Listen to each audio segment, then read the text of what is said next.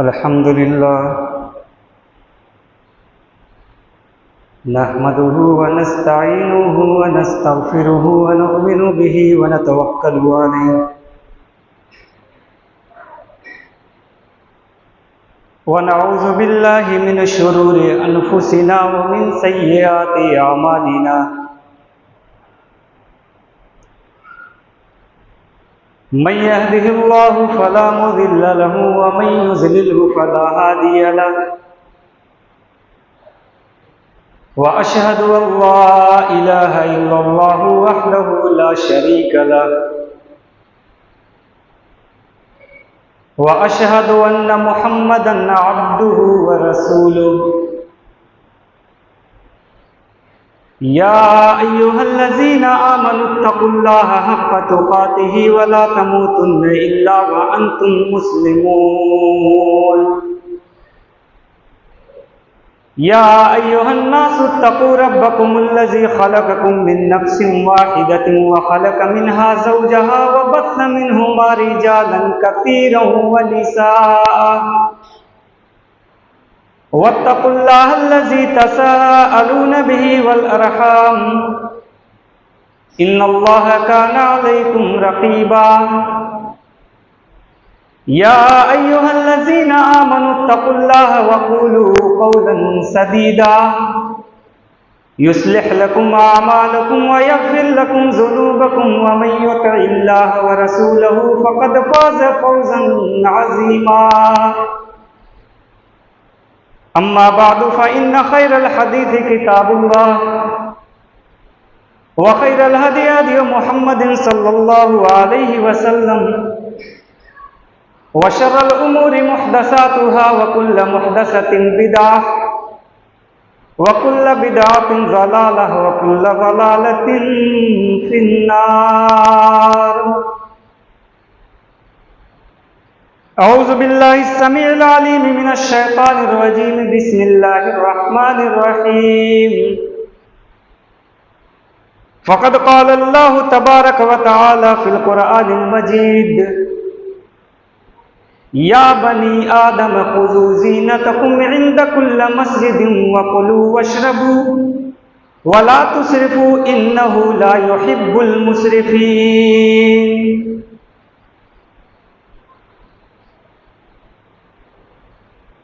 मुअज़्ज़ज़ हाज़रीन जुमा, बिरादरान इस्लाम,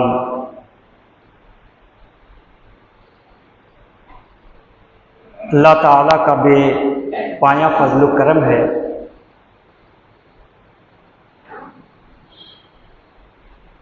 कि उसने हम तमाम लोगों को इस दुनिया के अंदर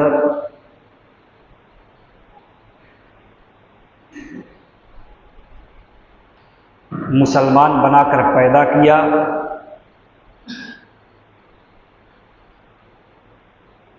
और हम सबको शिर्क जैसे ख़तरनाक गुनाह से महफूज रखा। दरूद व सलाम हो तमाम अंबिया पर, बिलखुसूस मुहम्मद रसूलुल्लाह सल्लल्लाहु अलैहि वसल्लम।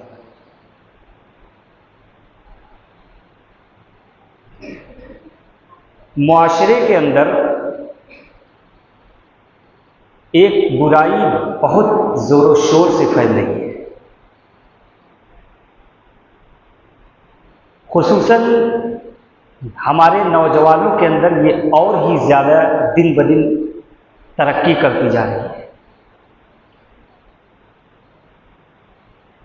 और उस बुराई का नाम है अपनी हलाल दौलत को बेजा गलत जगहों पर फजूल खर्च करना, हद से ज़्यादा अपनी हलाल दौलत को नाजायज़ जगहों पर लुटा देना,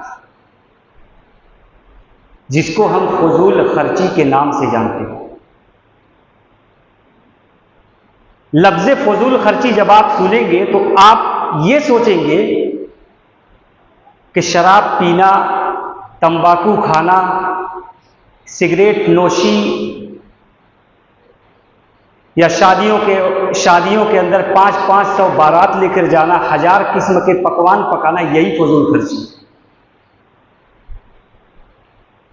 यही नहीं फजूल खर्ची है, आदमी सिगरेट पिए, शराब नोशी करे, तंबाकू सिगरेट का आदी हो, हमारा ज़हन वही जाता है।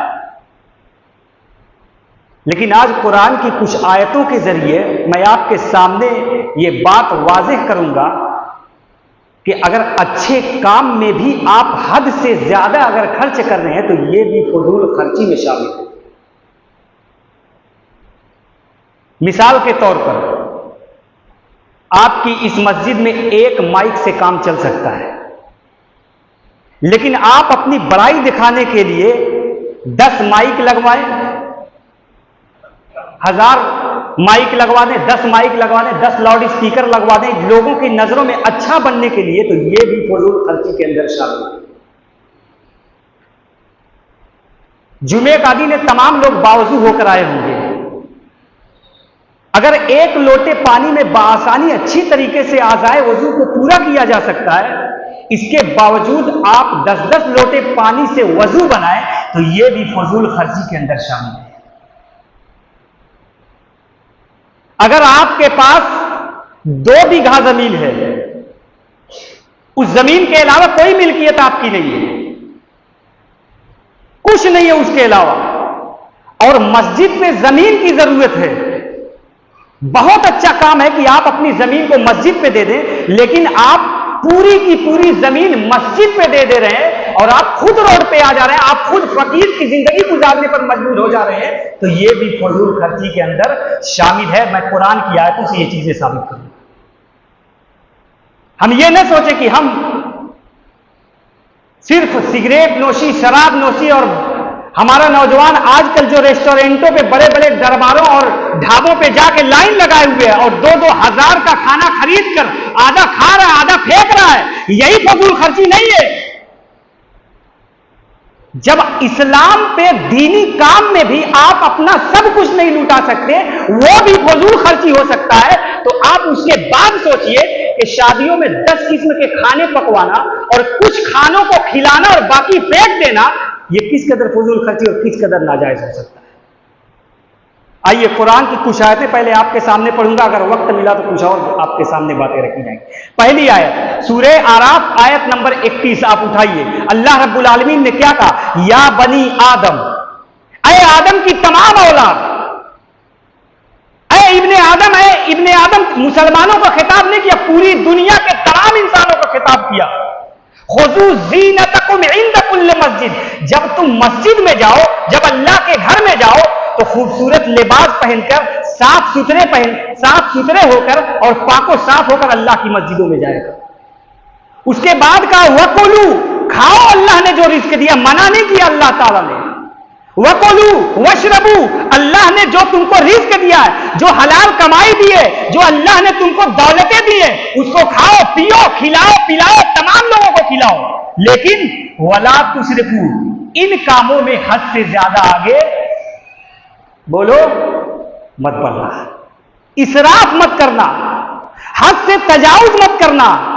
ऐसा ना हो कि आपके घर मेहमान आ जाए, मैं एक मिसाल दे रहा हूं, आपके घर मेहमान आ जाए, आपके परिवार का पूरा खर्च खाने पीने का 1 किलो गोश्त में काम चल सकता है, लेकिन आपके घर एक मेहमान आ जाए, मजीद आधा किलो गोश्त में उसकी मेहमान नवाजी अच्छी खासी हो सकती है, लेकिन आप अपनी बड़ाई बयान करने के लिए, दिखाने के लिए ऐसा न करना कि 1 kilo mutton, 1 kilo chicken, 1 kilo कुछ और, 1 किलो कुछ और, 1000 किस्म के पकवान पका देना और वो बेचारा कुछ चीजें खाए और कुछ चीजें बर्बाद हो जाए और ले जाकर उसको कूड़ेदान में डाल दिया जाए। यही अल्लाह रब्बुल आलमीन के कहने का मतलब है। वकुलू वशरबू, खाओ भी, पियो भी। अगर आपकी गुंजाइश 1 गिलास दूध पीकर आपका पेट भर सकता है, लेकिन बहुत से लोग ऐसे हैं कि चलो फ्री में मिल रहा है, शादी का मौका है, जानते हैं कि 1 गिलास हम दूध पी लेंगे तो हमारा काम हो जाएगा, मजीद और पीने की कोशिश करेंगे तो हमारा हाजमा खराब होने का खतरा है, लेकिन चूंकि फ्री में मिल रहा है, चलो 2-2 गिलास पी लेते हैं। यह भी फजूल खर्ची के अंदर शामिल है। यह भी अल्लाह ताला ने यही कहा, वकुलू वशरबू, खाओ पियो, मना नहीं किया खाने पीने से, चिकन मटन अच्छी चीजें खाने से मना नहीं किया, खाओ, लेकिन वला तुसरिफू, इन खाने पीने की चीजों में हद से तजावुज मत करना। क्यों? कि अल्लाह रब्बुल आलमीन इन्नहु ला युहिब्बुल मुसरिफीन, अगर तुम नमाजें पढ़ो, इबादत करो, लेकिन सुन लो अल्लाह ताला इसराफ करने वालों को, हद से तजावुज, हद से ज्यादा खर्च करने वालों को पसंद नहीं करता है। ये कुरान की पहली आयत है, सूरह आराफ आयत नंबर 31। आओ मैं दूसरी आयत आपके सामने रखता हूं। अल्लाह ताला ने, ये सूरह बनी इसराइल की आयत है, इसमें तो बता भी दिया कि अगर फजूल खर्ची करने वाला इंसान या अल्लाह का बंदा है तो वो क्या हो सकता है। अल्लाह ताला ने और ये बात भी बयान की कि तुम अच्छी जगहों पर भी खर्च करो तो गौर करो, हद से तजावुज मत करो, आगे मत बढ़ो, सारी की सारी दौलतें गरीब को मत दे दो और खुद मांगने के कगार पर मत आओ, ऐसा मत करो, ये अल्लाह को पसंद नहीं है। अल्लाह ताला ने कहा वाति ज़ल कुर्बा हक़्क़ो, जो तुम्हारे करीबी रिश्तेदार हैं, जो तुम्हारे करीब जो घर के रिश्तेदार हैं, तुम उनका हक अदा करो, उनका हक पूरा करो। वल मिस्कीन, जो फकीर है, मिस्कीन है, जो सवाल करते हैं, तुम उनका भी हक अदा करो। मैं यहां मिस्कीन की तारीफ कर दूं, ये जो आपके घरों पे आते हैं मांगने के लिए आते हैं और कुछ रुपए दो तो नहीं लेते हैं, ये मिस्कीन नहीं है। मिस्कीन की तारीफ कुरान और हदीस के अंदर पढ़ो। मिस्कीन है कौन? मिस्कीन वो है जो हकीकत में जरूरतमंद है, जिसको आपकी मदद की जरूरत है, जिसको आपकी दौलत की जरूरत है, लेकिन उसकी गैरत आपके सामने मुंह खोलने पर गवारा नहीं करती। और आप कहा कि अगर आपको महसूस हो रहा है कि यकीनन ये गरीब है, ये फकीर है, ये मिस्कीन है, तो आप छिप कर जाओ, उसकी मदद करो। ये है मिस्कीन का। अल्लाह ताला ने कहा वल मिस्कीन वबन सबील, अगर कोई मुसाफिर आ गया भटक कर, हो सकता है कोई लंबा सफर करने वाला मुसाफिर हो, उसका रुपए पैसे खत्म हो गया, उसको अपनी मंजिल तक पहुंचने में दिक्कत हो रही हो, वो आए और आपसे अगर सवाल करे तो उसका भी हक अदा करो। लेकिन अल्लाह ने कहा इन सब का, देखो कितना अच्छा काम है, कितना अच्छा काम। आप बजाहिर देखिए, अपने कराबतदार रिश्तेदारों का हक अदा करो, मिस्कीन का हक अदा करो, और मुसाफिर आ जाए तो उसका हक अदा करो, उसकी भी जरूरतें पूरी करो, अगर इस लायक अल्लाह ने तुम्हें बनाया है तो। लेकिन अल्लाह ने कहा वला तुबज़्ज़िरु तब्ज़ीरा, जब इनका हक अदा करो तब भी फजूल खर्ची से, हद से आगे मत बढ़ना। ऐसा मत करना कि तुम्हारे पास 100 ही रुपए हैं, तुम्हारी पूरी दौलत ही 100 रुपए है, और कोई मिस्कीन आ गया, पूरी दौलत आपने 100 रुपया उसको दे दी, आप खुद मांगने के कगार पे आ गए। आपके पास एक ही मकान है, कोई जरूरतमंद आ गया और आप बहुत बड़े सखी हैं और आपने अपना पूरा मकान दे दिया और आप जाके फुटपाथ पर जिंदगी गुजारने पर मजबूर हो गए। इन कामों से अल्लाह ताला ने मना किया। और आगे भी क्या कहा सुनो, आयत नंबर 26 के बाद आयत नंबर 27 में कहा इन्नल मुबज़्ज़िरीन कानू इख़वान शयातीन, जो लोग हद से ज्यादा खर्च करते हैं, जो अपनी दौलत को लुटाते हैं, जो ये नहीं देखते कि हमारी जरूरत कितनी है, जरूरत से ज्यादा अपनी दौलत को फेंक देते हैं, हद से ज्यादा फजूल खर्ची से काम लेते हैं, ऐसे लोग शैतान के भाई हैं। चाहे अच्छा काम हो, चाहे बुरा काम हो, अल्लाह ताला ने कहा अच्छे कामों में भी अगर हद से ज्यादा करते हैं, खर्च करते हैं, तो वो शैतान के भाई हैं। बताओ हम क्या कर रहे हैं? अब सोचो, जब अच्छे काम में भी हम हद से ज्यादा नहीं खर्च कर सकते और अल्लाह ने यह भी कह दिया कि ऐसे लोग शैतान के भाई हैं, तो आज का नौजवान नजर डालो अपनी बस्तियों पे, रोजाना शाम को आपके नौजवान आपके इलाके से कहां गायब होके जाते हैं? बड़ी बड़ी ढाबों पर जाओ, होटलों पे जाओ, आपके लड़के आपके नौजवान वहां मिलेंगे। 2-2 हजार के खाने खरीदते हैं, अपनी आंखों से देखा हमने, 2-2 हजार के खाने खरीदते हैं, आधा खाकर आधा वहीं पे बर्बाद कर दी।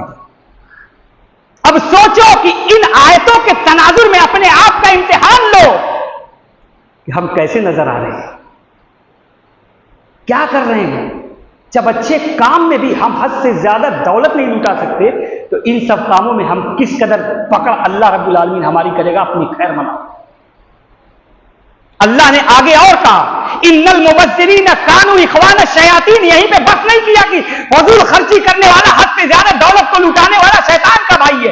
आगे कहा वकान शैतानु लिरब्बिही कफूरा, और शैतान अपने रब का बहुत बड़ा नाशुक्रा, बहुत बड़ा नाफरमान है। जो शैतान अपने रब का नाशुक्रा हो सकता है, जो शैतान अपने रब का नाफरमान हो सकता है, वो तुम्हारा फर्मा बरदार हो सकता है। और ये काम शैतान ही करवा रहा है। ये जो हम कर रहे हैं ये शैतान ही करवा रहा है। आओ ये दूसरी आयत थी, एक आयत और पढ़ दे रहा हूं। सूरह फुरकान आयत नंबर 67 के अंदर इस आयत में तो अल्लाह ने अपने घर वालों पर खर्च करने के बारे में बताया। क्या कहा?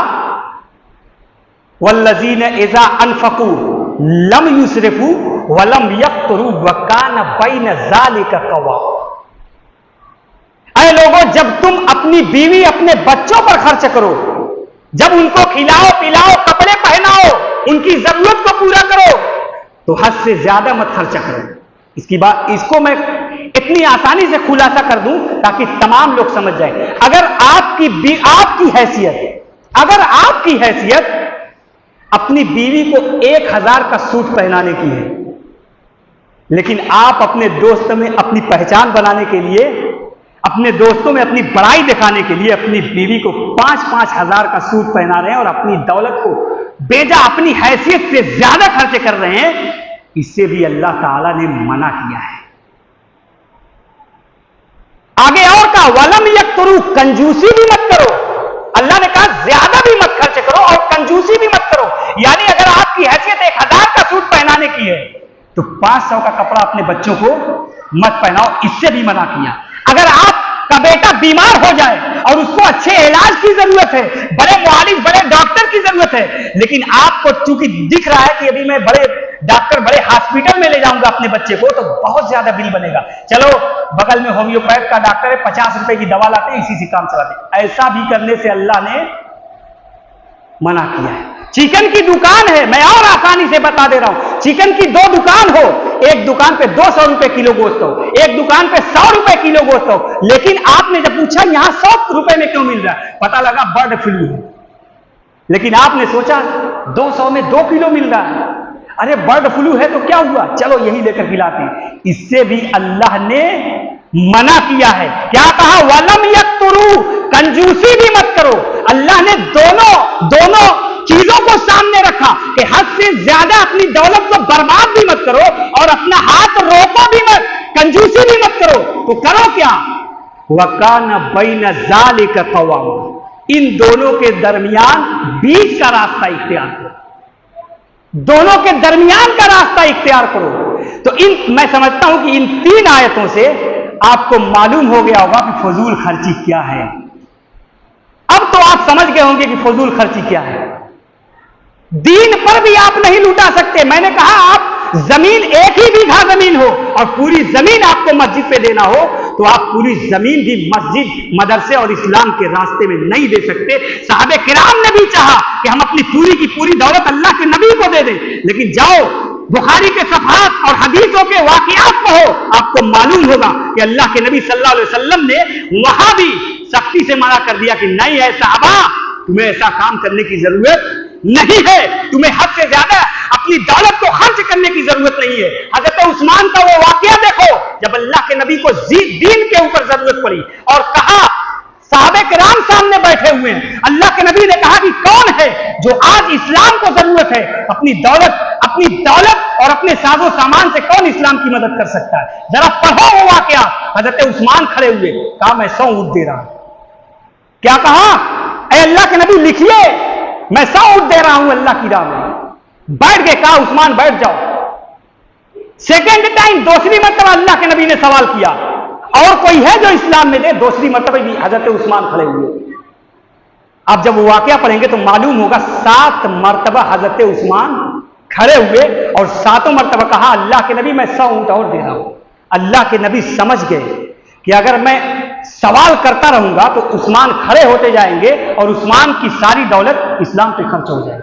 अल्लाह के नबी ने समझ गए कि कोई और उठने वाला नहीं है और वहीं पे आपने सवाल करना बंद कर दिया। सहाबे किराम जिन्होंने देना चाहा इस्लाम पे देना चाहा, अच्छी राह में सवाब कमाने के लिए देना चाहा, लेकिन अल्लाह नबी ने कुल का कुल अल्लाह के नबी ने नहीं लिया।